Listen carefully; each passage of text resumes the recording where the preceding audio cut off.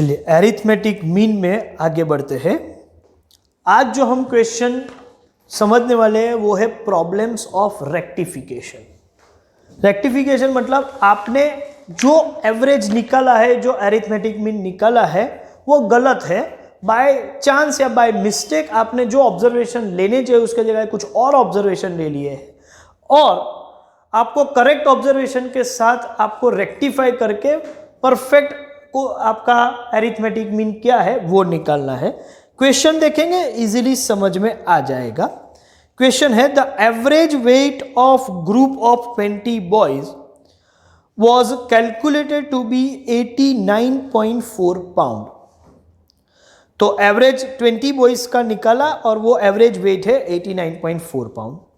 It was later discovered that one weight was misread as 78 pound instead of the correct 87 pound. 87 की जगह पर आपने 78 ले लिया था, मिसरेड किया था। Calculate correct average. देखो इस टाइप के क्वेश्चन सॉल्व करने का जो मास्टर की है वो ये है कि पहले तो आप क्वेश्चन को ध्यान से पढ़ो और लैंग्वेज को प्रॉपरली इंटरप्रेट करो, और दूसरा जो भी चीज आप समझे हो उसको डेटा समरी के तौर पे पहले लिख दो। तो आपको क्या करना है, सबसे पहले जो आपने पढ़ा है वो क्वेश्चन का जो डिटेल्स है उसको समराइज फॉर्म में लिख दो, गिवन फॉर्मेट। क्या गिवन है, क्या दिया हुआ है आपको, तो आपको बोला गया है कि 20 बॉयज का मीन जो रॉन्गली कैलकुलेटेड है वो 89.4 पाउंड है। तो आप लिख दो कि incorrect x bar is 89.4 for how many number of observation there are 20 boys, मतलब n equals to 20।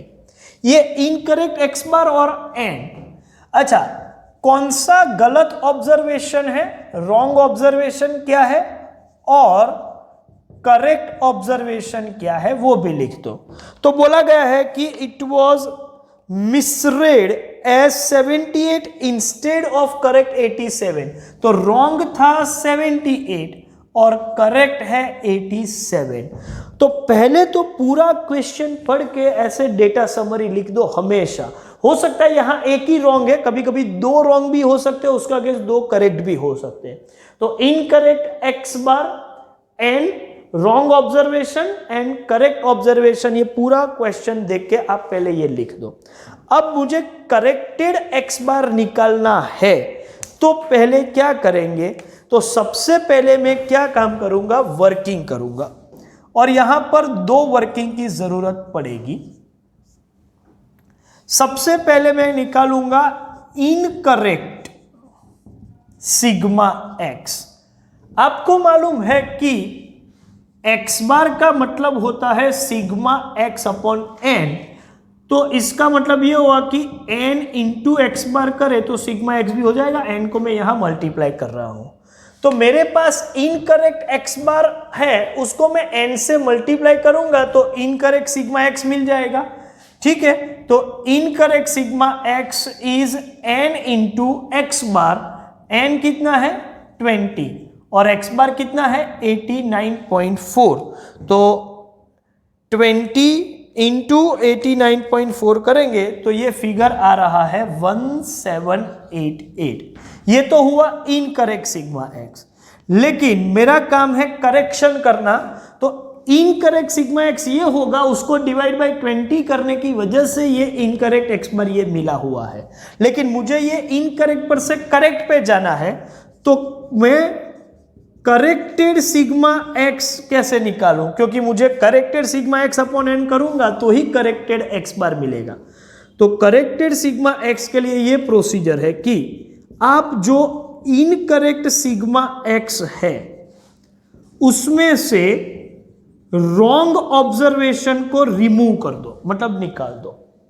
तो जो रॉन्ग है उसको निकाल देंगे, लेकिन इससे तो हाफ वे सॉल्यूशन हुआ। रॉन्ग को निकाल दिया, लेकिन रॉन्ग को निकालने के बाद जो लेना चाहिए था जो नहीं लिया है, मतलब करेक्ट ऑब्जर्वेशन, उसको इंक्लूड करो। तो प्लस करेक्ट ऑब्जर्वेशन, ये स्टैंडर्ड ट्रिक है।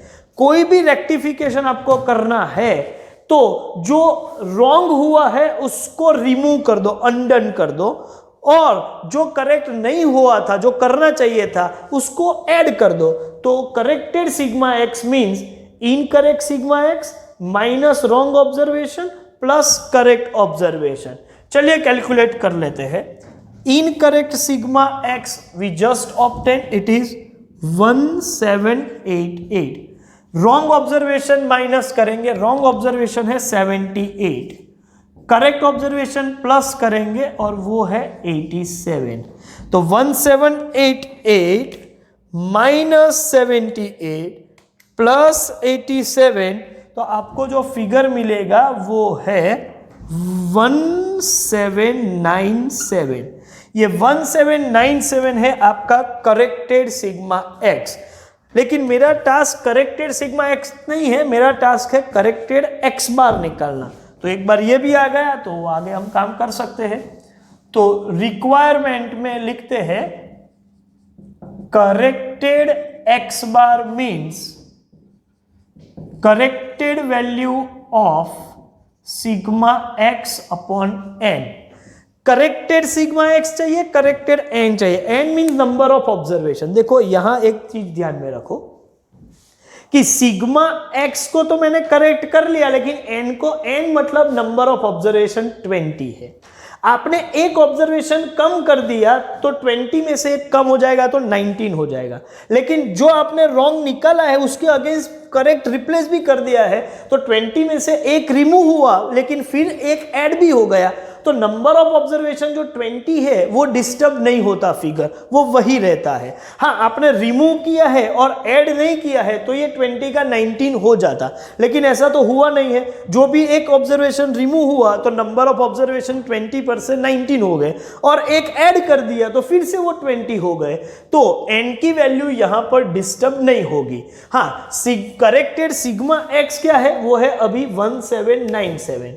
तो हम लिखेंगे 1797 डिवाइड बाय 20। चलिए इसका कैलकुलेशन कर लेते हैं। 1797 डिवाइड बाय 20 और वो हो रहा है 89.85। ये है क्या, एवरेज वेट। कौन सा यूनिट है, पाउंड, तो वो पाउंड लिखना पड़ेगा। आपको मालूम है कि यूनिट ऑफ मेजरमेंट हमेशा मेंटेन करना पड़ेगा।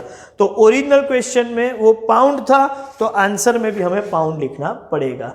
तो सिंपल सा टास्क है, क्या करना है, कैसे करना है, चलिए एक बार फिर से पूरा प्रोसीजर देख लेते हैं। आपको पूरा क्वेश्चन पढ़ के डेटा समरी में लिख दो, इनकरेक्ट एक्स बार क्या है, एन क्या है, रॉन्ग ऑब्जर्वेशन क्या है, करेक्ट ऑब्जर्वेशन क्या है। फिर दो वर्किंग करने पड़ेंगे। इनकरेक्ट एक्स बार और एन की वैल्यू लेके इनकरेक्ट सिग्मा एक्स मिल जाएगा, एन इंटू एक्स बार। इनकरेक्ट सिग्मा एक्स पर से करेक्टेड सिग्मा एक्स के लिए रॉन्ग ऑब्जर्वेशन माइनस करो, करेक्ट ऑब्जर्वेशन प्लस करो।